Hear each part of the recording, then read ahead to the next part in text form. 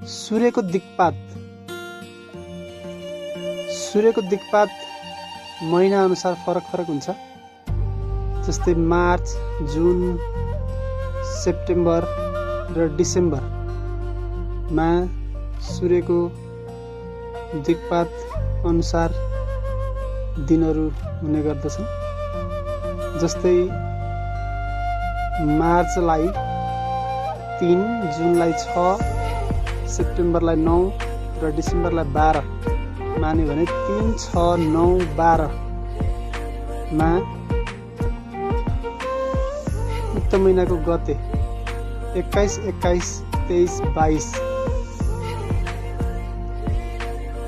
अनुसार एउटा यहाँ सूत्र जस्तो प्रयोग गरिएको छ।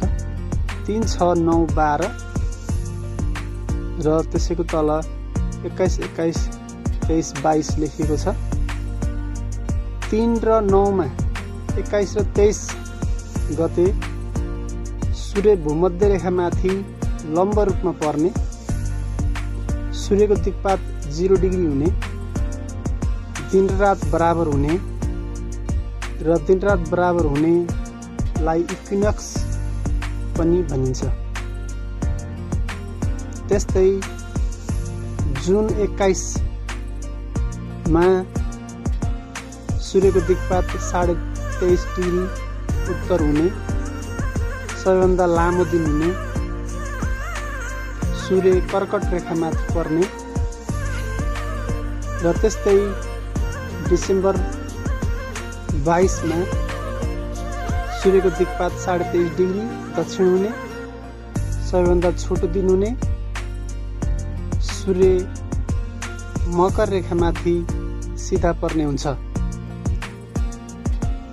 र कर्कट र मकरलाई छोटो रूपमा कम भनेर पनि पढ्न सकिन्छ। जस्तै पृथ्वीको चित्र कोरेर हेर्दा कर्कट उत्तरी गोलार्धतिर पर्छ भने मकर दक्षिणी गोलार्धतिर पर्छ। उत्तरतिर कर्कट र मकर भएको हुनाले यसलाई सजिलोसँग पढ्नको लागि कम भनेर पनि पढ्न सकिन्छ।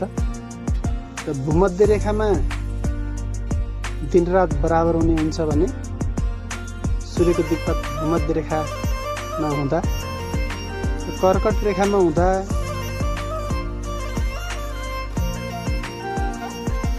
दिन लामो हुने र मकर रेखामाथि सूर्यको दिक्पात हुँदा